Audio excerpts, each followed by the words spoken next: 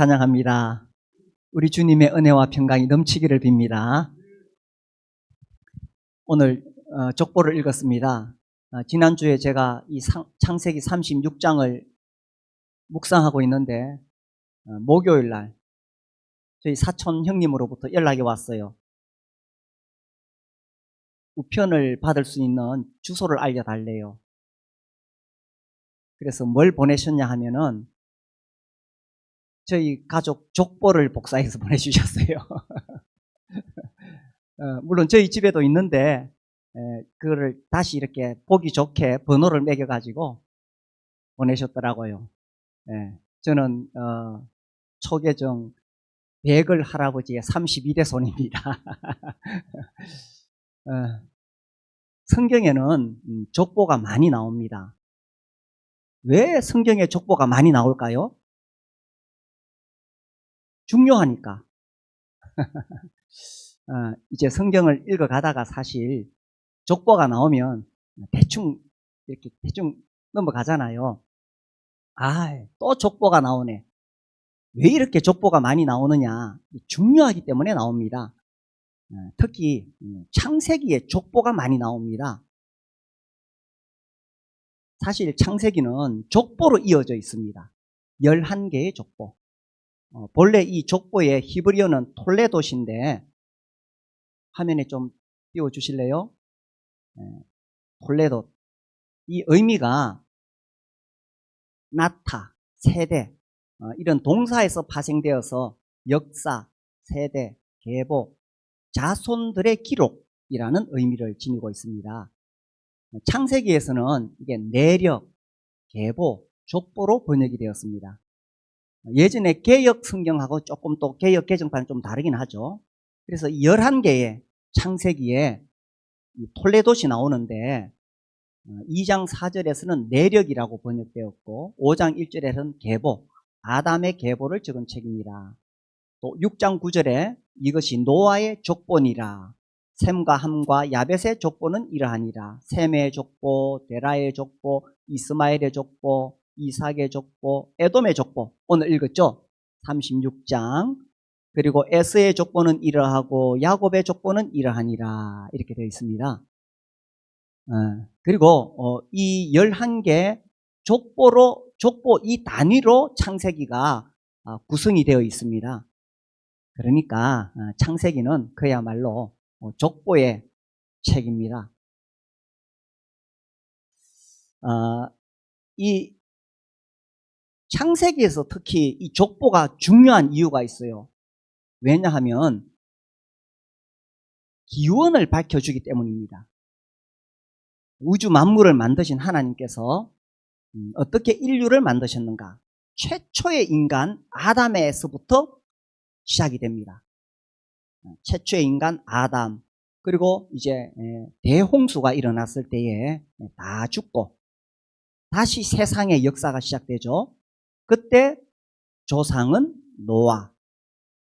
그리고 이제 쭉 또 역사가 흘러내려가면서 하나님께서 아브라함이라는 사람을 선택하십니다.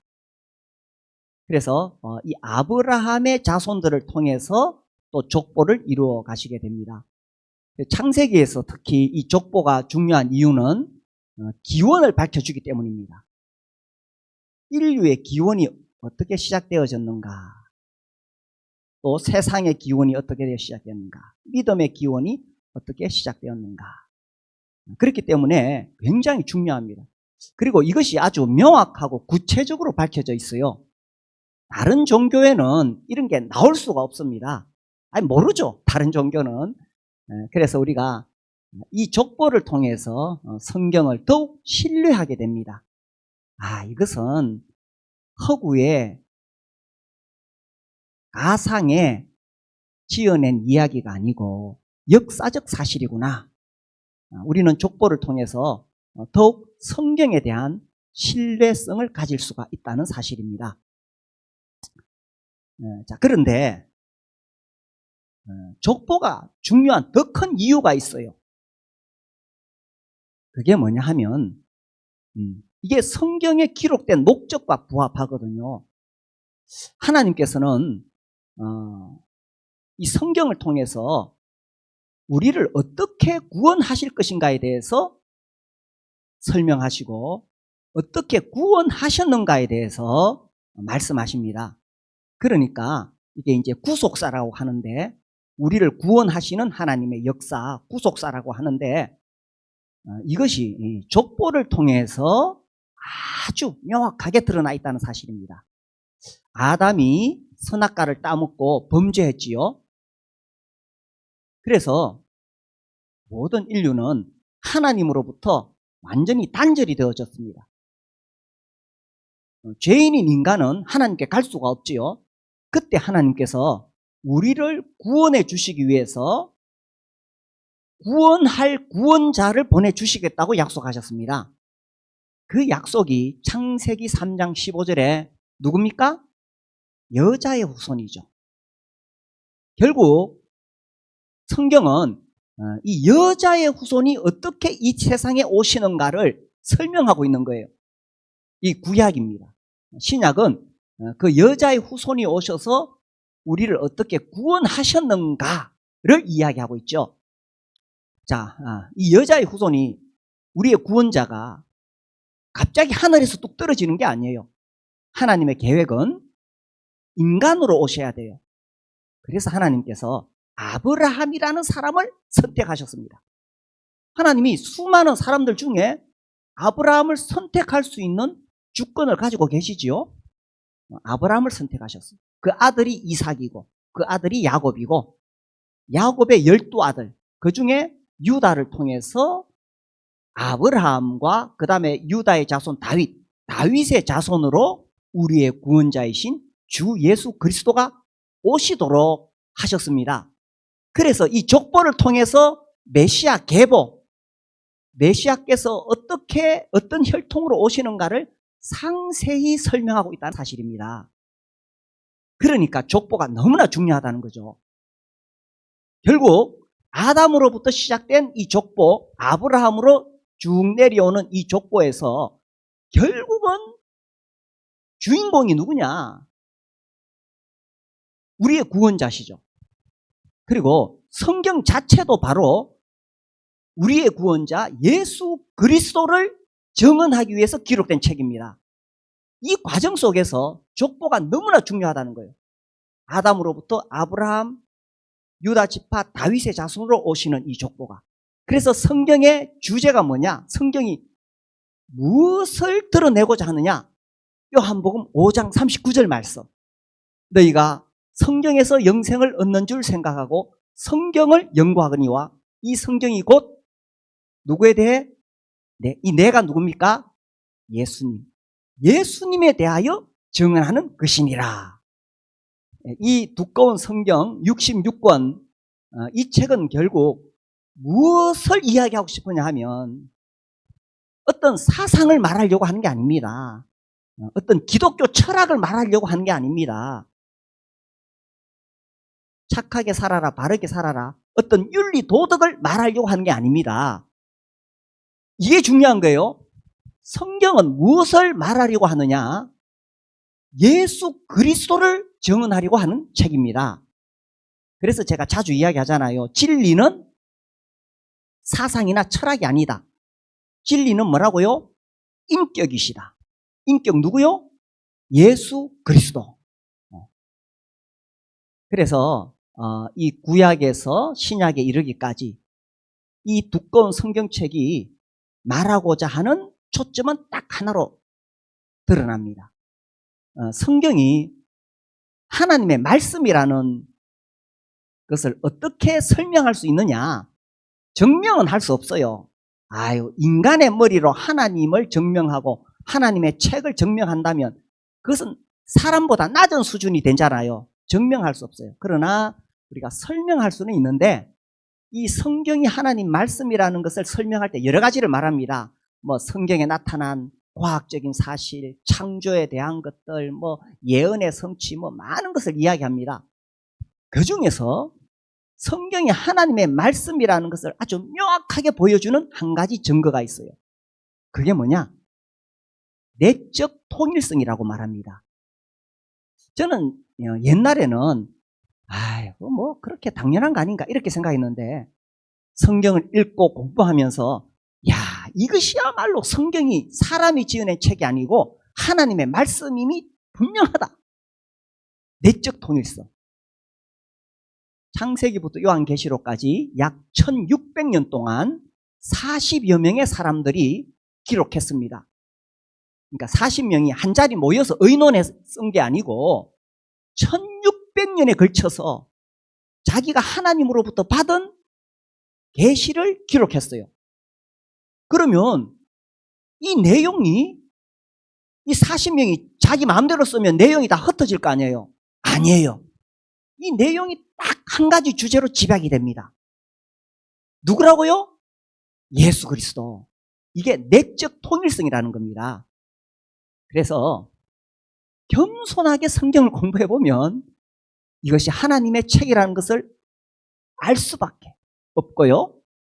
그리고 정말 예수 그리스도께서 하나님이 보내신 구원자라는 사실을 믿을 수밖에 없다는 사실입니다.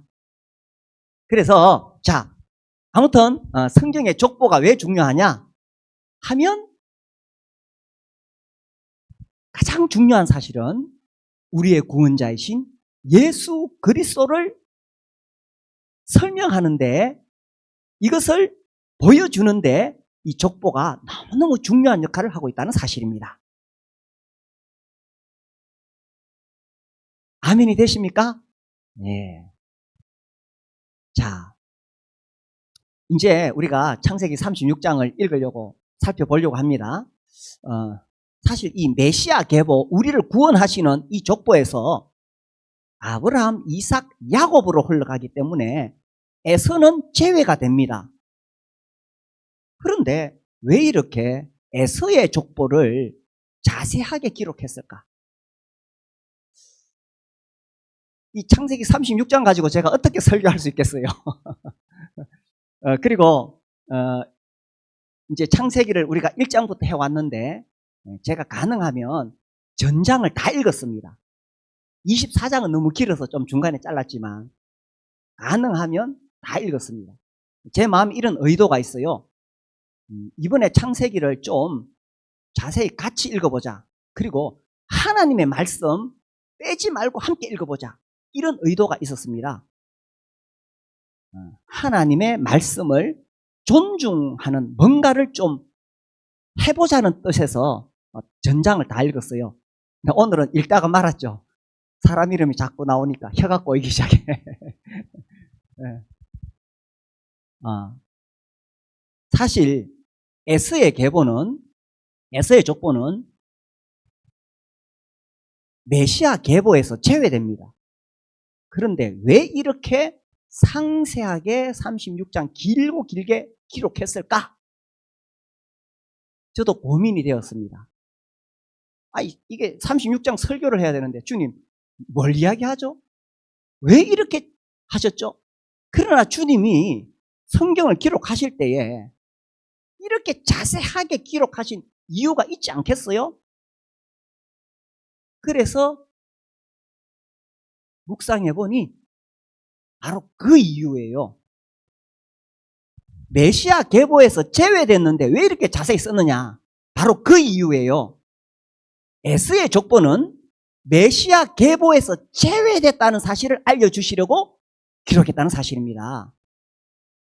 쌍둥이로 태어났죠. 에서와 야곱.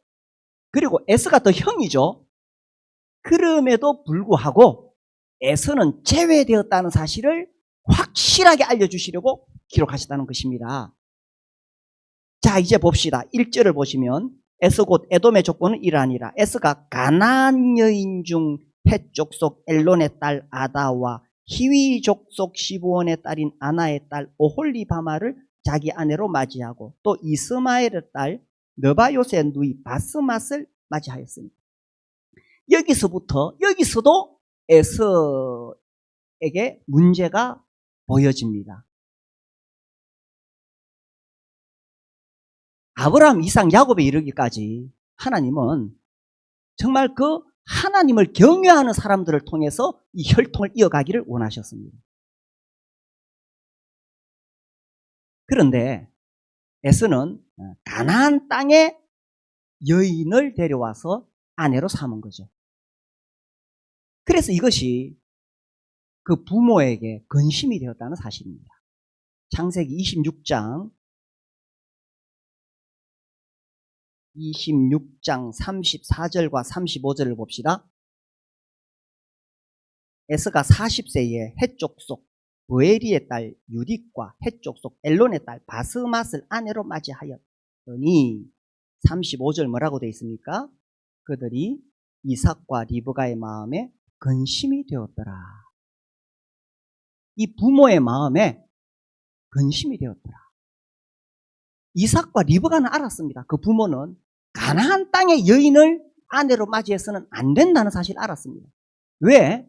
그 아버지, 그러니까 야곱의 할아버지죠. 아브라함이 그 며느리 리브가를 데려올 때에 가나안 땅에서는 데려오지 말라고 하셨어요. 그 앞에 24장을 봅시다.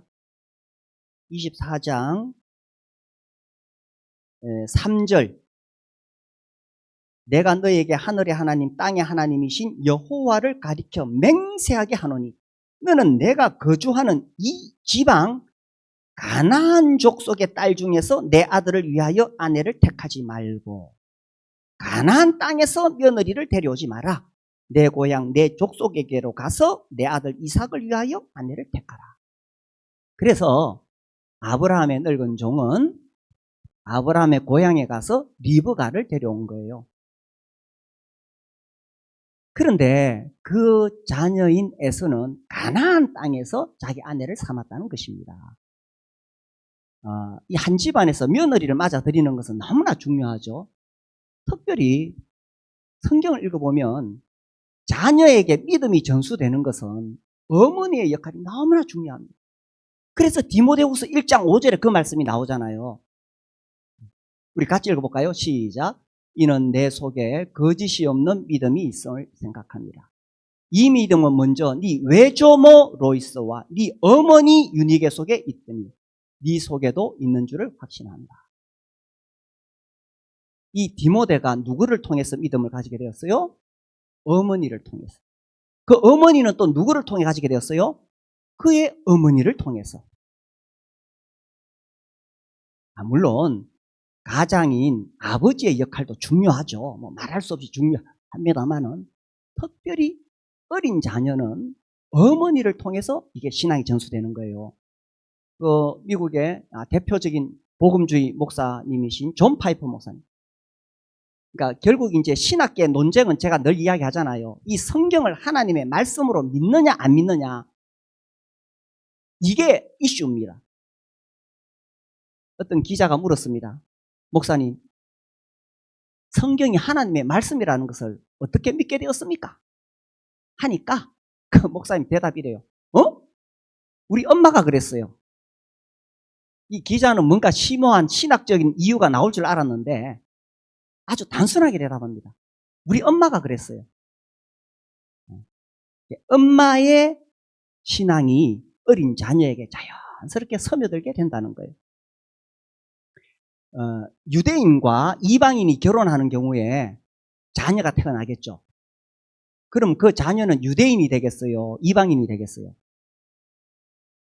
자 보세요. 유대인 아빠와 이방인 엄마가 결혼해서 아이를 낳으면 유대인일까요? 이방인일까요? 이방인이에요. 반대로 이방인 아빠와 유대인 엄마 밑에 태어난 아이는 유대인이에요. 우리 어린이들이 너무 잘하네.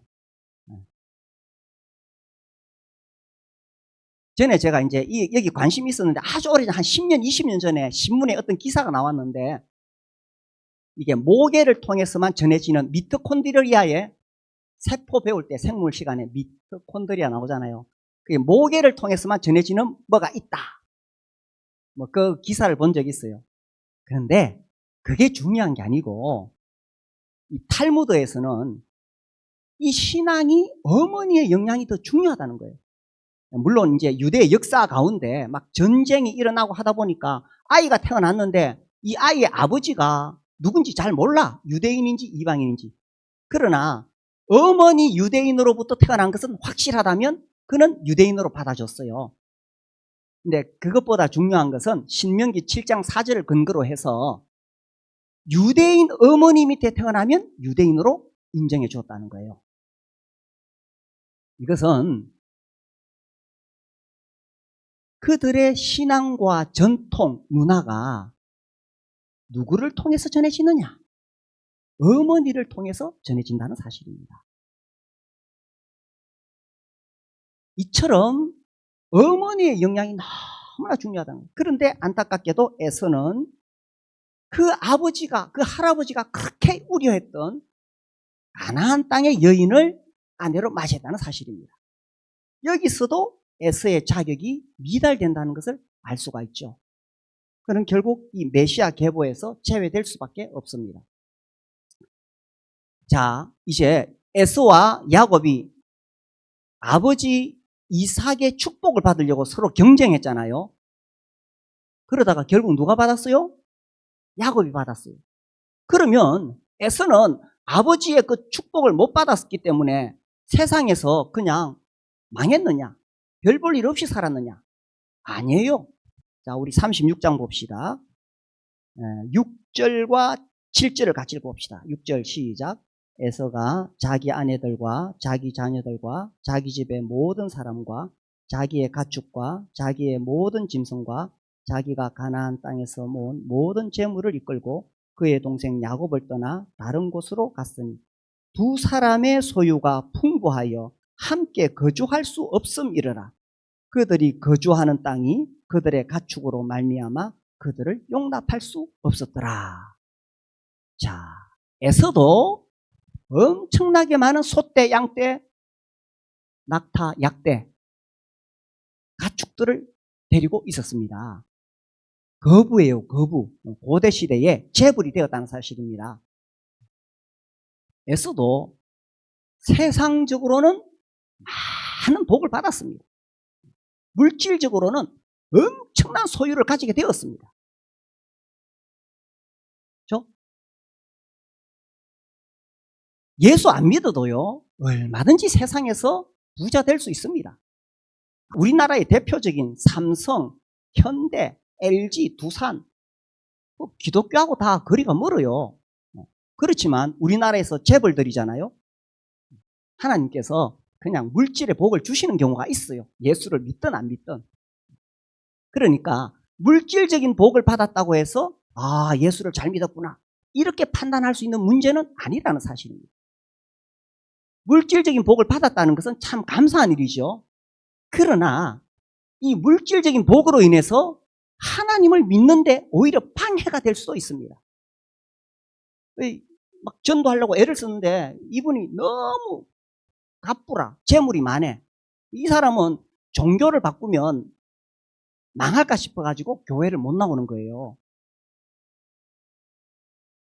그래서 예수님을 잘 믿든 못 믿든, 믿든 안 믿든지 간에 하나님께서는 물질적인 복을 주실 수 있습니다. 에서도 마찬가지죠. 이렇게 엄청나게 많은 복을 받았습니다. 그러나 이 36장에 자세하게 에서의 족보를 기록한 이유는 뭐냐? 안타깝지만 에서는 제외되었다는 사실입니다. 하나님의 역사에서 버림받았다는 사실입니다. 자, 우리 앞에 25장을 봅시다. 창세기 25장. 이 에서가 팥죽 한 그릇에 팔아 넘기는 장면이죠. 25장 31절. 야곱이 이르되 형의 장자의 명분을 오늘 내게 팔라. 에서가 이르되 내가 죽게 되었으니 이 장자의 명분이 내게 무엇이 유익하리요? 야곱이 이르되 오늘 내게 맹세하라. 에서가 맹세하고 장자의 명분을 야곱에게 판지라. 야곱이 떡과 팥죽을 에서에게 주매 에서가 먹으며 마시고 일어나 갔으니. 그 다음 보세요. 왜 장자의 명분을 팥죽 한 그릇에 팔았느냐? 에서가 장자의 명분을 가볍게 여김이었더라. 이 아브라함의 뒤를 이은 언약의 상속자가 되는 이 엄청난 특권을 가볍게 여겼다는 사실입니다. 이 영적인 특권을 가볍게 여겼다는 거예요. 그래서 이 에서는 안타깝지만 메시아 계보에서 제외가 된다는 사실입니다. 이 물질적으로는 이와 같이 엄청난 복을 받았지요. 그러나 하나님의 관점에서는 버려진 자가 되었다는 사실입니다. 눈앞에 그 순간적인 이득을 위해서 하늘의 영원한 복을 발로 차버린 거예요. 우리도 살면서 이런 위험에 처할 때가 많지요. 우리도 살면서 이런 유혹을 받을 때가 많지요. 그래서 성경에서 경고하고 있는 거예요. 자, 왜 창세기 36장에서 이렇게 자세하게 에서의 계보를 족보를 적었느냐? 안타깝죠. 에서는 메시아 계보에서 제외되었다는 사실을 알려주기 위해서라는 사실입니다. 그러면 야곱의 족보는 어떻게 되느냐? 자, 에서 보세요. 에서가 여기 소유물이 많았을 뿐만 아니라 여기 15절부터 보면은 족장들 이름이 나옵니다. 그러니까 에서의 자손들이 다 출세했어요. 족장들. 그리고요 31절부터 보면 이스라엘 자손을 다스리는 왕이 있기 전에 에돔 땅을 다스리던 왕들은 이러하니라 하면서 에서의 자손들 중에 큰 권세 권력을 가진 왕들도 일어났다는 사실입니다. 그러니 에서는 그야말로 물질적인 복뿐만 아니라 그 자손들 중에 출세한 족장들, 왕들, 그러나 제외되었다는 사실입니다. 자, 이렇게 에서의 자손들이 이렇게 크게 번성하고 있을 때에, 왕국을 세우고 있을 때에 야곱의 족보는 어떻게 되느냐? 야곱의 자손들의 기록은 어떻게 되느냐? 이제 36장 에서의 족보 나오고요. 37장부터는 야곱의 아들 요셉의 이야기가 창세기에 쭉 나옵니다. 그리고 이제 흉년이 들어서 야곱의 자손들이 이집트 땅으로 다 이주하게 되지요. 거기 있다가 400년 살다가 나중에 노예 생활을 하게 됩니다. 지금 에돔의 자손들은 왕을 세우고 있는데 야곱의 자손들은 여기서 지금 노예 생활을 하고 있는 거예요. 그러나 그들은 하나님께 선택받은 메시아 계보를 이루어가게 되었습니다. 종종 전도하다 보면 이런 질문을 받아요. 아유, 내가 한국 사람인데 왜 이스라엘 종교를 믿어야 되느냐? 혹시 그런 질문 받아보셨어요? 이스라엘 종교를 우리가 믿는 게 아니에요. 하나님께서 이 인류를 구원하시기 위한 구원자를 보내시려고 수많은 사람들 중에 아브라함을 선택하셨습니다. 그래서 아브라함을 선택하시고 그 아들이 이삭, 이삭의 아들이 야곱, 하나님이 야곱을 이스라엘이라고 부르셨어요. 이스라엘이라고 부르셨어요. 자, 이 야곱 이스라엘을 부르시고 그 후손들이 이스라엘 민족이 됩니다. 하나님께서 왜 우리 단군의 자손, 우리 한민족을 선택하지 않으시고 이스라엘 민족을 선택하셨느냐? 그거는 아브라함을 하나님이 선택하셨기 때문에 그런 거예요. 하나님의 주권이에요.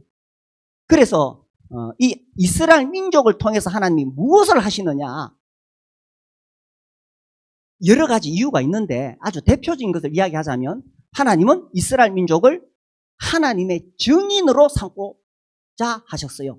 이사야 43장 10절 말씀을 보시면 43장 10절 네.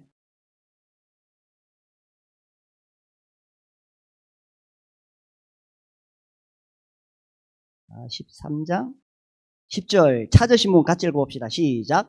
나 여호와가 말하노라. 너희는 나의 증인, 나의 택함을 입었나니 이는 너희가 나를 알고 믿으며 내가 그인 줄 깨닫게 하려 함이라. 나의 전에 지음을 받은 신이 없었느니라. 나의 후에도. 그러니까 하나님께서 이스라엘을 선택한 이유 중에 중요한 이유는 그들을 하나님의 증인으로 삼으셨다는 것입니다. 이스라엘 민족의 역사를 보면요, 하나님이 살아계시다는 것을 인정할 수밖에 없습니다. 뭐 여기서 자세한 이야기를 할 수는 없지만 하나님께서는 그들에 대해서 예언하시고 그들의 역사를 주관해 가시는데 그것이 성경에 나타난 그대로 이루어지게 됩니다. 그래서 이스라엘 민족을 보면 하나님이 진짜 살아계시는구나, 역사를 주관하시는구나 하는 사실을 알 수 있어요. 또 두 번째 이유를 들 수 있다면 로마서 3장 2절입니다. 유대인의 나음이 무엇이뇨? 이렇게 질문이 시작됩니다. 로마서 4장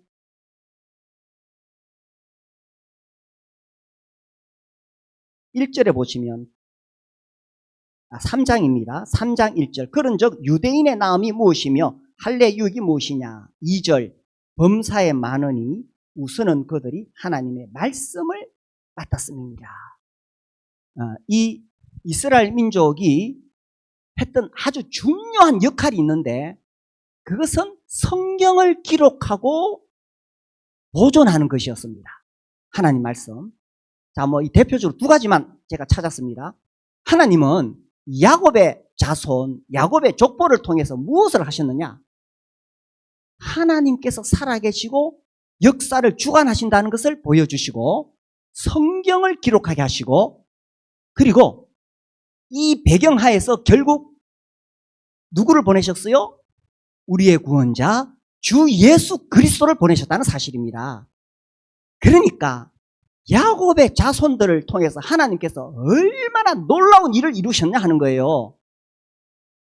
우리를 구원하시는 구원자를 보내시기 위해서 하나님께서 야곱의 자손들을 통해서 일하셨다는 사실입니다. 그런데 에서는 제외됐다는 사실입니다.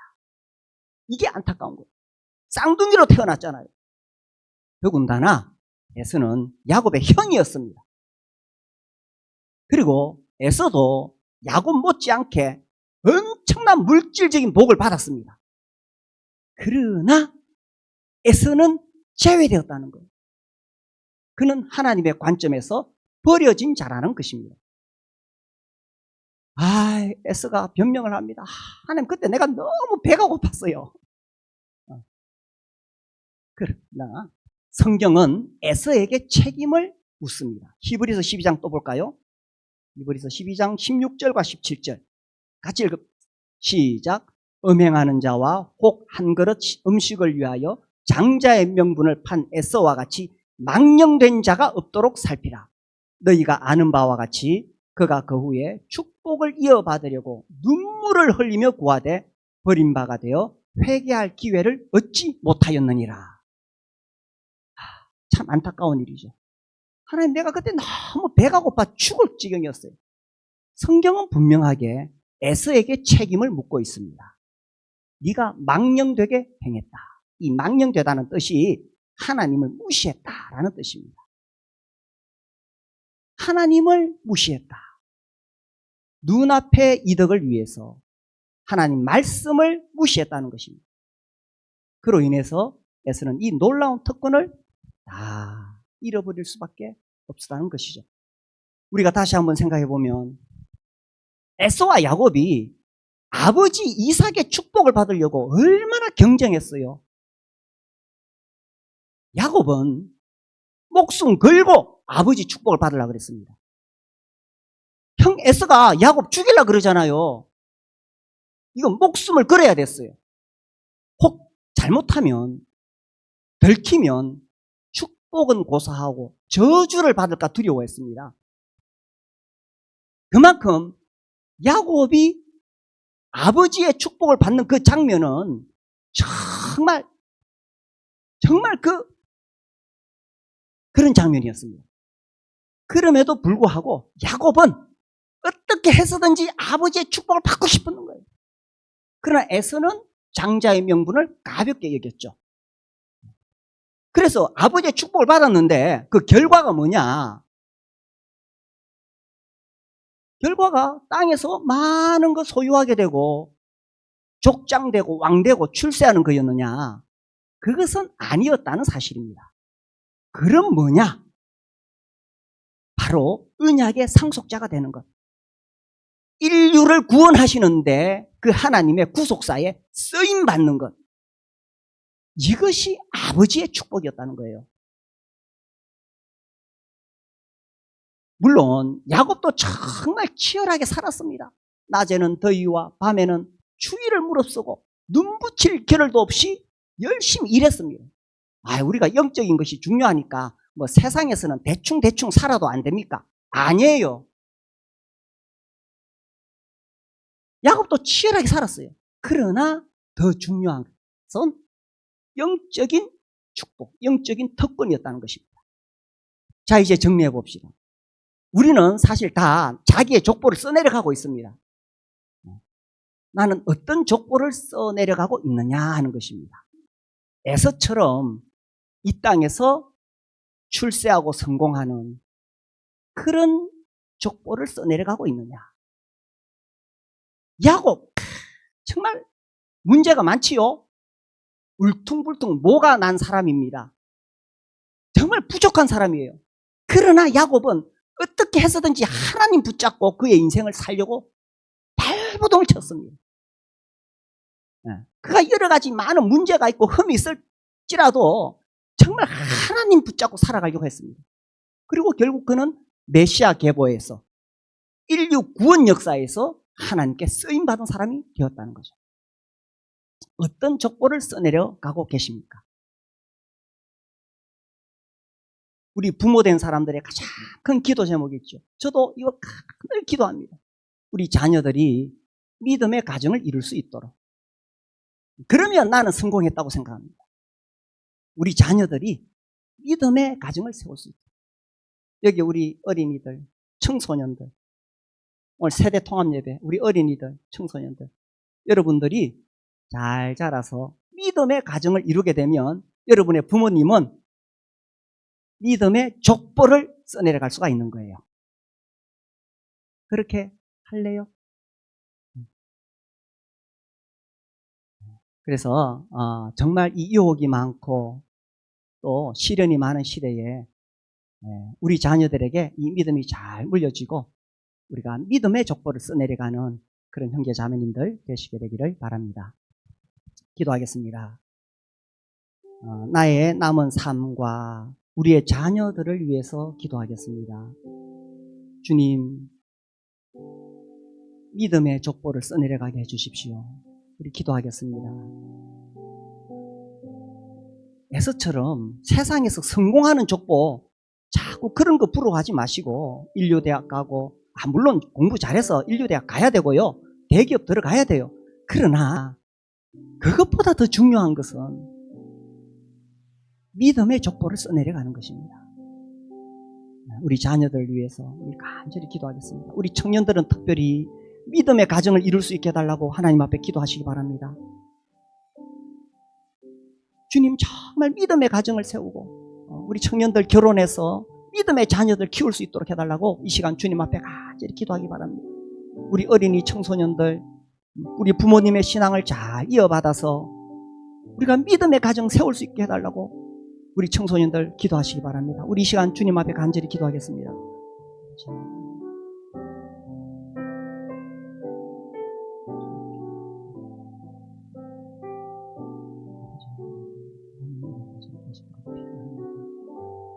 아버지 하나님, 우리의 힘을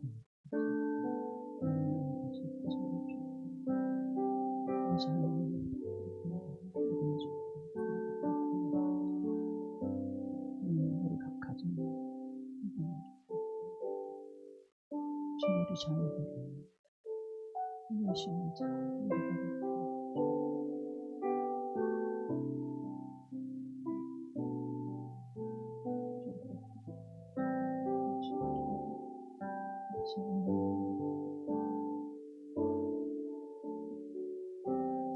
주님, 아버지 하나님, 주님, 우리가 하나님 말씀을 읽으면서 참으로 이 믿음의 족보, 자손들의 기록을 써내려가는 것이 얼마나 중요한지 다시 한번 생각하게 됩니다. 주님, 우리가 정말 믿음의 족보를 써내려갈 수 있도록 하여 주시옵소서.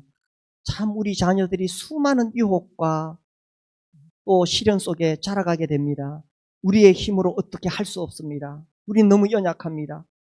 그래서 우리 주님의 은혜가 절대적으로 필요합니다.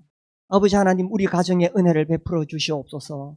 우리 자녀들이 부모의 믿음을 이어받을 수 있도록, 그래서 믿음의 가정을 세울 수 있도록 주님 은혜를 베풀어 주시기를 기도합니다. 우리 어린이 청소년들 참 상상할 수 없는 다가오는 그런 세상에서 살아가게 됩니다. 주님, 우리 어린이, 우리 청소년들을 붙잡아 주시고 우리 자녀들에게 이 믿음이 잘 전수될 수 있도록 은혜를 베풀어 주시옵소서. 주님, 우리 부모된 자들의 책임이 참으로 큽니다. 그러나 우리의 힘으로는 할 수가 없습니다. 우리의 능력이 부족한 것 주님 아십니다.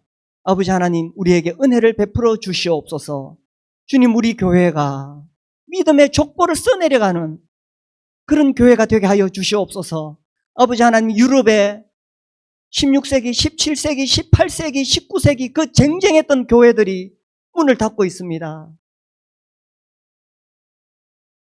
아버지 하나님, 우리 교회를 기억하여 주시옵시고 주님 오실 때까지 우리 자녀들에게 이 믿음이 분명하게 전해지고 우리 주님의 정인으로 살아가는 자녀들, 그런 가문이 될 수 있도록 아버지 하나님, 믿음의 족보를 써내려가는 저희 교회가 되게 하여 주시옵소서. 예수님 이름으로 감사하며 기도드립니다.